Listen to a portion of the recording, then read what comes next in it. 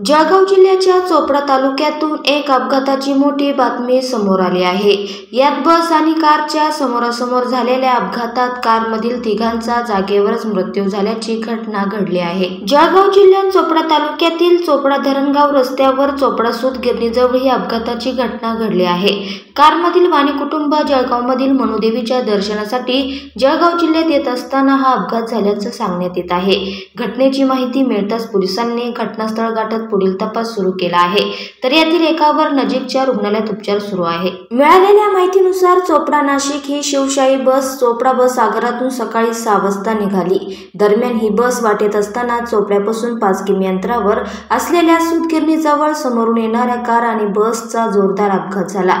यावेळी कारमधील तिघांचा जागेवरच मृत्यू झालाय, तर एक जण गंभीर जखमी झाला असून त्याच्यावर चोपडा शहरात उपचार सुरू आहे। कारमधील वाणी कुटुंब जळगावमधील मनुदेवीच्या दर्शनासाठी जळगाव जिल्ह्यात येत असताना हा अपघात झाल्याचं सांगण्यात येत आहे। या घटनेने परिसरात मात्र एकच खळबळ उडाली आहे। सध्या पोलिसांनी घटनास्थळ गाठत पुढील तपास सुरू केला आहे। मात्र या घटनेमुळे मृतांच्या कुटुंबियांवर दुःखाचा डोंगर कोसळला आहे।